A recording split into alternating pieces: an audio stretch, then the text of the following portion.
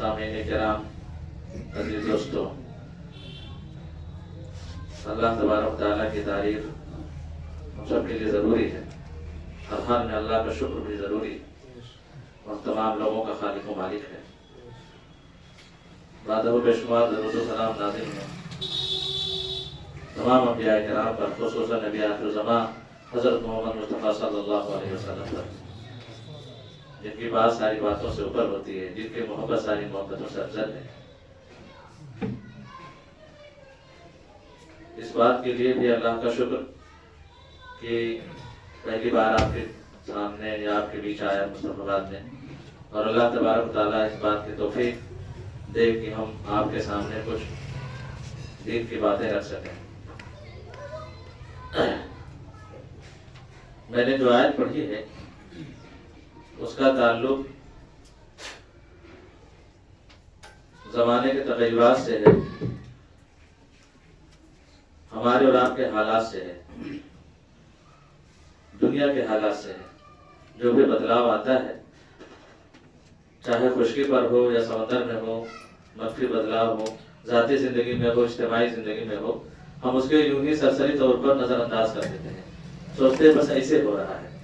لیکن ہم چونکہ مسلمان ہیں، ایمان والے ہیں، اسلام والے ہیں، ہمیں کوئی بھی چیز ہماری زندگی میں اگر کوئی چیز آتی ہے پریشانی کا سبب بن کر، تو ہم اسے یوں ہی نظر انداز نہیں کریں گے، ہم اسے اسلام کے پیمانے سے دیکھیں گے، اپنے شریعت کی نگاہ سے دیکھیں گے کہ کیا وجہ ہو سکتی ہے۔ عنوان آپ کے سامنے بتایا گیا کہ فتنوں، چند فتنے اور اس کا حل۔ بہت سارے فتنے ہیں، سارے فتنوں کو تو گنایا نہیں جا سکتا، اور نہ ہی سارے کا حل اس مختصر وقت میں بتایا جا سکتا ہے۔ ایک حدیث ہے، ابن ماجہ کی صحیح حدیث ہے، حضرت عبداللہ ابن عمر رضی اللہ تعالیٰ عنہ اس حدیث کے راوی ہیں۔ اس میں 5 چیزوں کا، 5 کمیوں اور کوتاہیوں کا ذکر ہے جو تقریباً ہم سب کی زندگی سے جڑی ہوئی ہے کسی نہ کسی حیثیت سے۔ اس میں کمی بھی بتائی گئی ہے اور وجہ بھی بتائی گئی ہے۔ عبداللہ ابن عمر رضی اللہ تعالیٰ عنہ بیان کرتے ہیں، اقبل علینا رسول اللہ صلی اللہ علیہ وسلم فقال یا معشر المہاجرین، اللہ کے رسول صلی اللہ علیہ وسلم ہمارے پاس آئے اور کہا، اے مہاجرین کی جماعت، خاص تو مہاجرین کو کیا مخاطب، لیکن یہ سب کے لیے، ہمارے لیے، آپ کے لیے، قیامت تک آنے والے تمام کلمہ گو مسلمان بھائیوں کے لیے ہے۔ ان کو مخاطب اس لیے کہ خصوصیت کے ساتھ کہ انہوں نے بہت زیادہ پریشانی جھیلی تھی دین کے لیے، اور ویسے بھی اللہ کے رسول صلی اللہ علیہ وسلم کے بعد قیادت و سیادت کے اہل وہی تھے، تو ان کو خاص طور پر مخاطب کیا، یا معاشر المہاجرین خمس اذا ابتلیتم بہن فاعوذ باللہ ان تدرکوہن۔ 5 چیزیں ایسی ہیں، 5 فتنے ایسے ہیں کہ میں اللہ کی پناہ چاہتا ہوں کہ وہ تمہیں نہ پہنچے، ان فتنوں میں تم نہ پڑو۔ پہلا، لم تظہر الفاحشۃ فی قوم قط حتی یعلنوا بها الا فشا فیہم الطاعون ولو جاءوا التي لم تكن مضت في اسلافهم الذين مضوا۔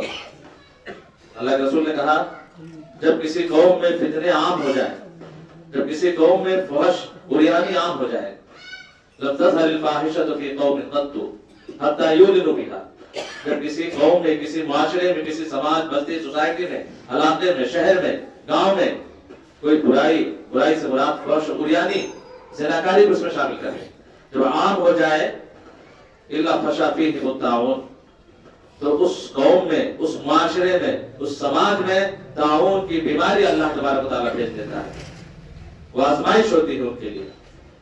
طاعون ہر اس بیماری کو کہتے ہیں جو ایک سے دوسرے کو پھیلے اور ایک بڑی تعداد اس کے چپیٹ میں آ جائے اور ہلاک ہو جائے۔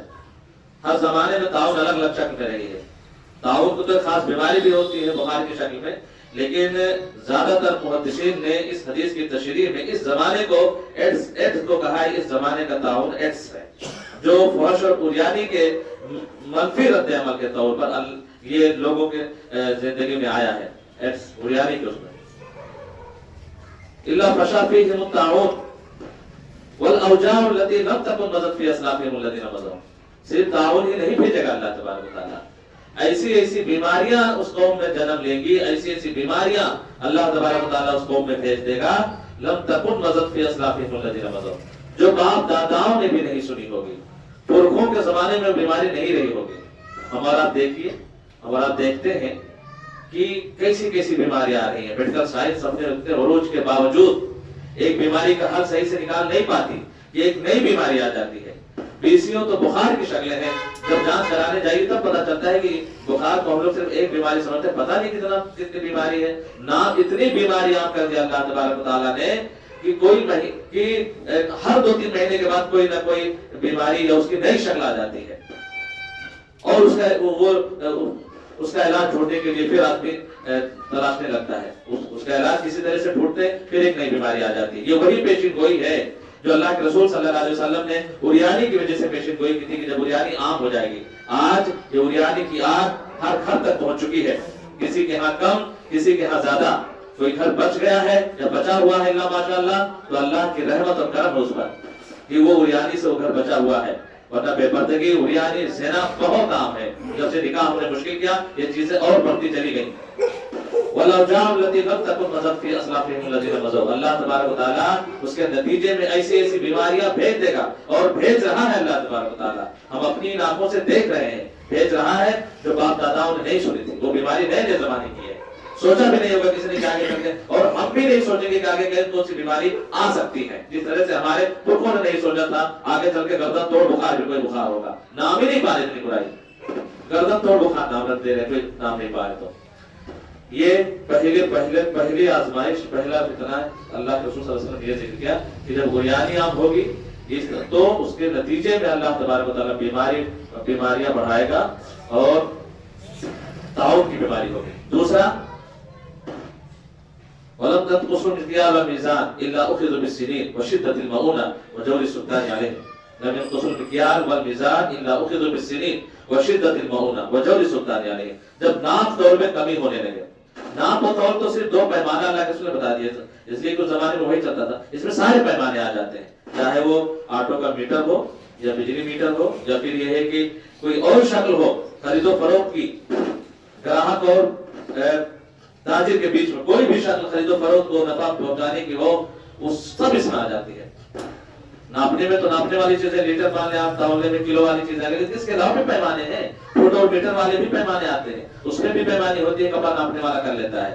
तो अगर आदमी वलम यनकुसुल मिक्याल वल मीज़ान, जब नाप तौल में कमी होने लगे, जब लोगों को ठगा जाने लगे मुख्तलिफ बहाने से, जब ग्राहकों के जेब पे डाके पड़ने लगे और धोखा हो जाए कारोबार में, पूरा कारोबार धोखे के चपेट में आ जाए, लम यनकुसुल मिक्याल वल मीज़ान इल्ला उखिज़ु बिस्सिनीन।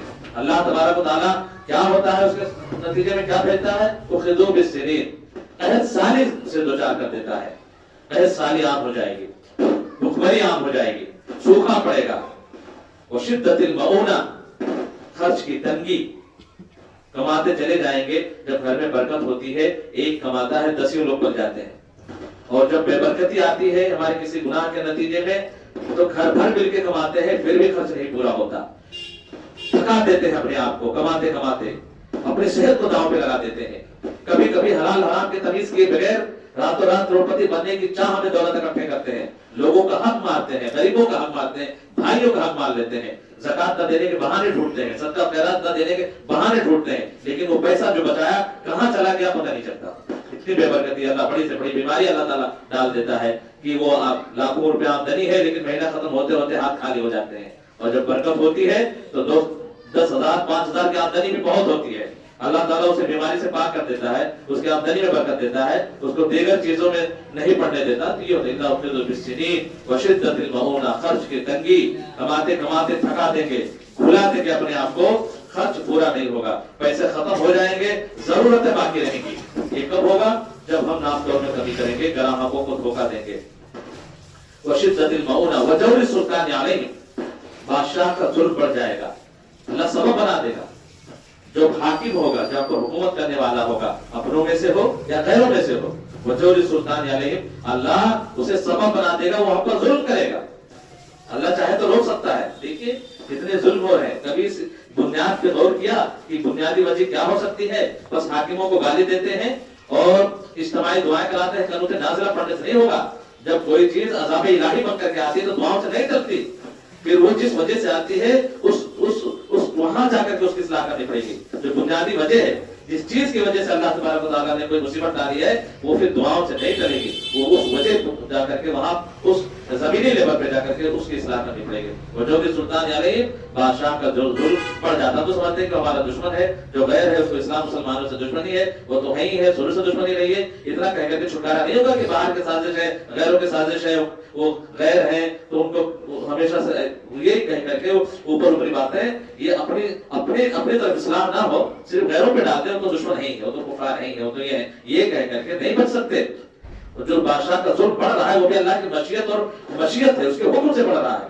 और अल्लाह ताला ने उसको क्यों जुल्म बढ़ रहा है उसकी वजह ये है कि नाम तौर में कभी एक दूसरे को भाई को ठग रहा है, करीबी से करीबी लोग एक दूसरे को ठगने का आमादा है, कौन पाए किससे पैसे समेट ले, किसका हक मान ले, सब एक इस फिराक में है। 80% लोग ईमानदारी से बने हुए, उनको बेईमानी का मौका नहीं मिल रहा है। बेईमानी का मौका मिले तो उनके भी मन में चोर है, कब मौका मिले वो बेईमानी कर ले। वो जो भी सुल्तान यानी बादशाह का जुल्म बढ़ जाएगा। वलम यमनहु ज़कात अमवालिहिम, ये तीसरा, वलम यमनहु ज़कात अमवालिहिम इल्ला मुनल क़त्र मिनस समा वलौला अल-बहाइम वलम युमतरू। अगर लोग अपने मालों से ज़कात देना बंद कर दें, ज़कात नहीं देंगे तो क्या होगा? अल्लाह तबारक व तआला आसमान से बारिश रोक लेगा। ज़कात भी न देने के अलग अलग हीले निकालते हैं लोग, पता नहीं कहां से चोर दरवाजे किताबुल गेल के नाम से लगा रखा है। साल पूरा होगा, शौहर बीवी को हदिया कर देता है, और फिर अगला साल पूरा होने वाला होगा, बीवी शौहर को हदिया करेगी। इस तरह से आप मचोली खेलते हैं अल्लाह के हक में। जो गरीबों का हक अल्लाह ने रखा है मालदारों के हक में, एक दूसरे को हदिया करके एक और पता नहीं अलग अलग रास्ते निकाले हैं ज़कात देने से बचते हैं। जो वाजिबी हक था 2.5% माल वालों के हक में, वो गरीबों का हक था, वैसा नहीं अगर गरीबों को खर्च कर रहे तो।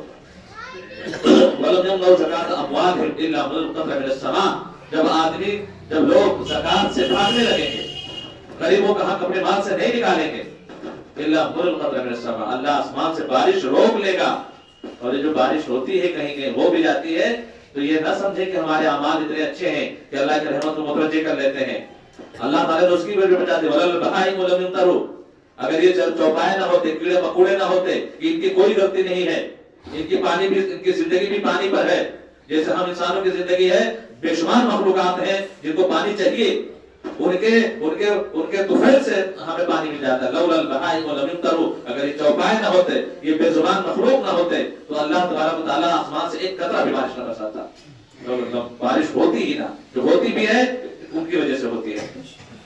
वलम यनकुज़ु अहदल्लाह, चौथी चीज, वलम यनकुज़ु अहदल्लाह व अहद रसूली इल्ला सल्लल्लाहु अलैहि अदुव्वन मिन गैरिहिम फअखज़ू बअज़ मा फी ऐदीहिम।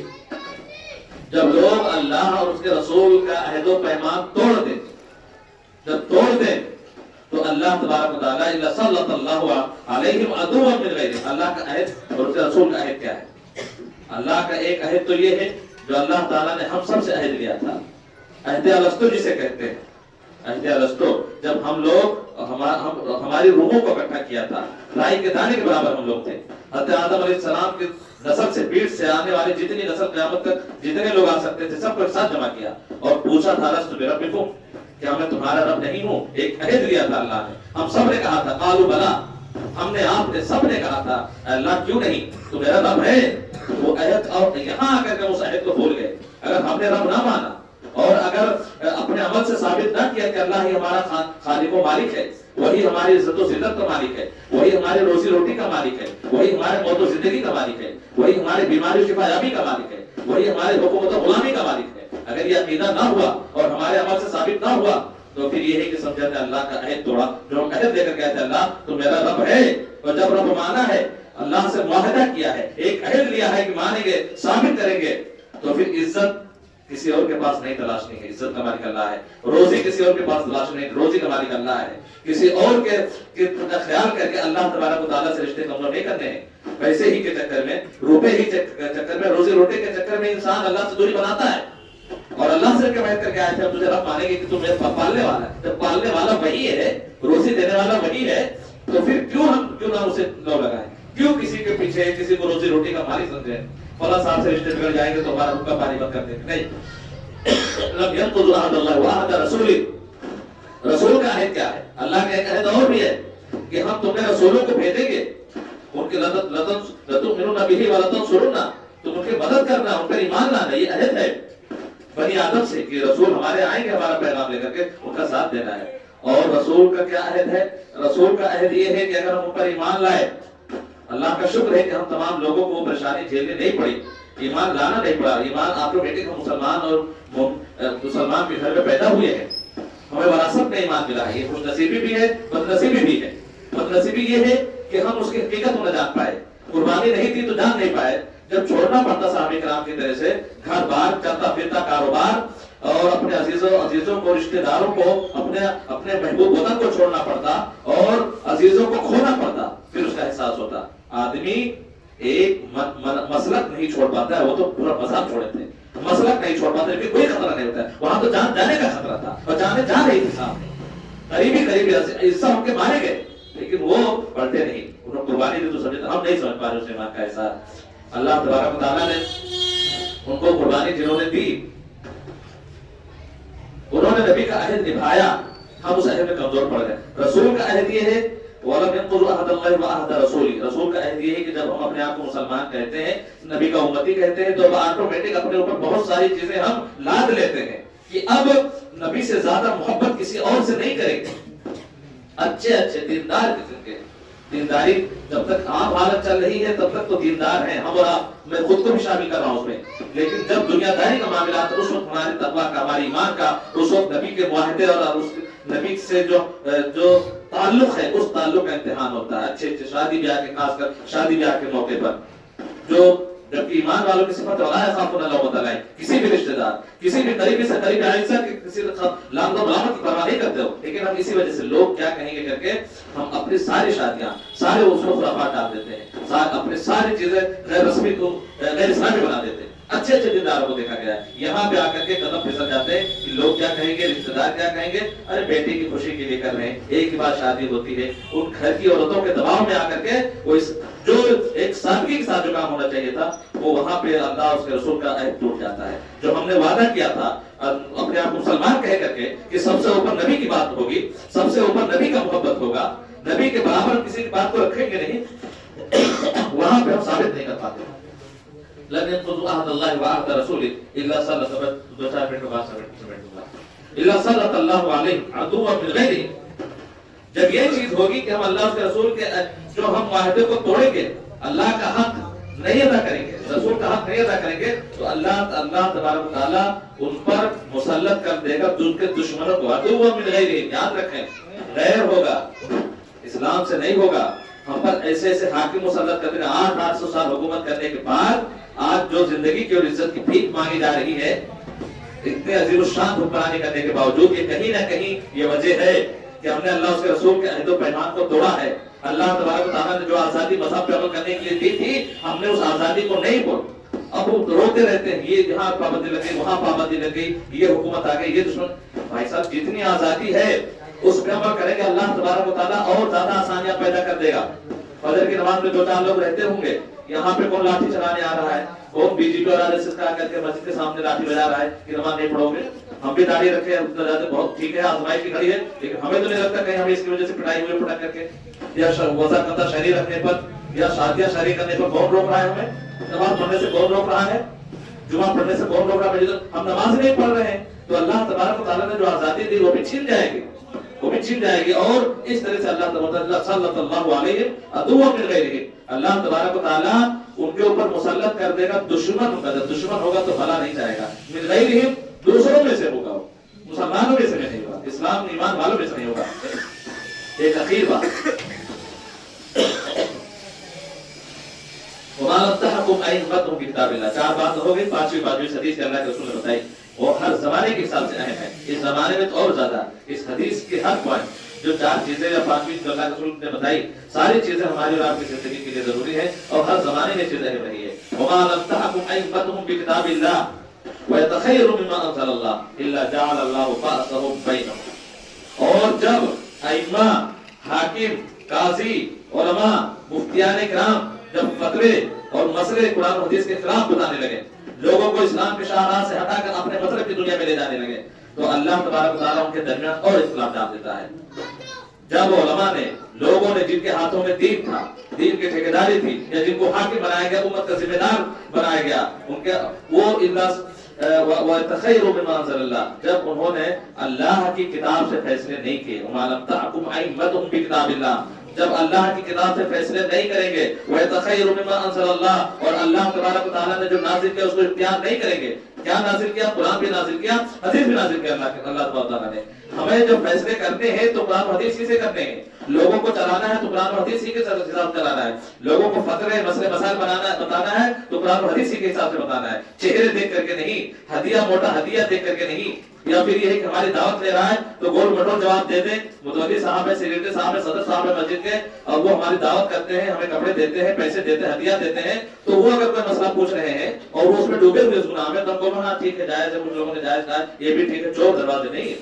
اگر علماء ہی، دین کے ٹھیکیدار ہی، قاضی اور مفتی ہی اگر وہ لاگ لپیٹ گول مٹول کرنے لگے، پالش کر کے مسئلے بتانے لگے، تو پھر دوسروں کا کیا ہوگا؟ وَمَا لَمْ تَحْكُمْ أَئِمَّتُهُم بِكِتَابِ اللَّهِ، جب ائمہ اللہ کی کتاب کے علاوہ سے ہٹ کر کے فیصلے کرنے لگے، وَيَتَخَيَّرُوا مِمَّا أَنزَلَ اللَّهُ، اللہ کی نازل کردہ چیزوں کو چھوڑ کر اس کو اختیار نہ کریں، إِلَّا جَعَلَ اللَّهُ بَعْثَهُم بَيْنَهُمْ، تو اللہ تبارک و تعالیٰ ان کے درمیان اختلاف ڈال دے گا.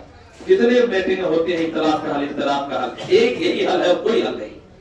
یہ حل اللہ نے یہی ایک حل بتایا ہے کہ اختلاف کا حل یہی ہے کہ قرآن و حدیث کے حساب سے لوگوں کو مسئلے بتایا جائے. اللہ کی نازل کردہ جو چیز ہے اس کو اختیار کیا جائے. اللہ نے قرآن حدیث نازل کی ہے، قرآن و نبی کی سنت ہی یہی اختلاف ختم کر سکتی ہے. باقی کوئی چیز اختلاف ختم کرنے کی جتنی کوششیں ہوں گی سب بیکار جائیں گی، جتنی کاوشیں ہوں گی سب رائگاں جائیں گی. اس لیے کہ اللہ تبارک و تعالیٰ کا وعدہ برحق ہے. ہماری کوششیں جھوٹی ہو سکتی ہے، اللہ کا وعدہ جھوٹا نہیں ہو سکتا. تو اللہ جعل اللہ بَعْثَهُم بَيْنَهُم، اگر امت میں اختلاف کا حل چاہتے ہیں، اگر اتحاد چاہتے ہیں، جو کہ آج وقت کی سب سے زیادہ ضرورت ہے، اہم ضرورت ہے کہ ہم جب ایک اسلام اور ایک ایمان کے دھاگے میں پروئے ہوئے ہیں، ایک قبلے کے ماننے والے، ایک نبی کے ماننے والے، ایک آخری کتاب کو اپنا لاہ عمل ماننے والے، اگر ہم اتنے حصوں میں بٹ گئے کہ کوئی دوسرے کے ہاں شادی نہ کرنا چاہے، ایک دوسرے کی مسجد پر ووٹ لگانے میں اندر نہیں آ سکتا ہے، ایک دوسرے کے پیچھے نماز پڑھنا جائز نہ سمجھے، تو یہ بڑھتا چلا جائے گا، بڑھتا ہی چلا جائے گا جب تک اس چیز پر نہ آئیں گے جس پہ اللہ کے رسول نے بتایا. الا جعل اللہ بَعْثَهُم بَيْنَهُم، قرآن و حدیث سے ہٹ کے فیصلے ہوں گے، فتوے دیے جائیں گے، تو اختلاف بڑھتا چلا جائے گا. کبھی بھی اتحاد ممکن نہیں ہو پائے گا. یہ خشکی میں مچھلی تلاش کرنے کی طرح ہے، اگر کوئی اس سے ہٹ کر کے اختلاف کرنا چاہتا ہے تو جب بھی کبھی اختلاف کا حل ڈھونڈا جائے گا، اس کا ایک یہی کوشش ہوگی قرآن و حدیث کے حساب سے. تو 5 چیزیں اس حدیث میں جو اللہ کے رسول صلی اللہ علیہ وسلم بتائی ہے، 5 مصیبتیں یا پریشانیاں یا عذاب یا فتنے، تو ان کا حل بھی وہاں بتا دیا. مجھے امید ہے کہ آپ نے جو باتیں سنی ہوں گی، سمجھی بھی ہوں گی. اللہ تبارک تعالیٰ سے دعا بھی ہے کہ اللہ تبارک تعالیٰ جتنی باتیں ہم نے بتائی ہیں ہمیں خود بھی عمل کرنے کی توفیق دے، اور آپ لوگوں کو بھی اس پر عمل کرنے کی توفیق دے. آمین.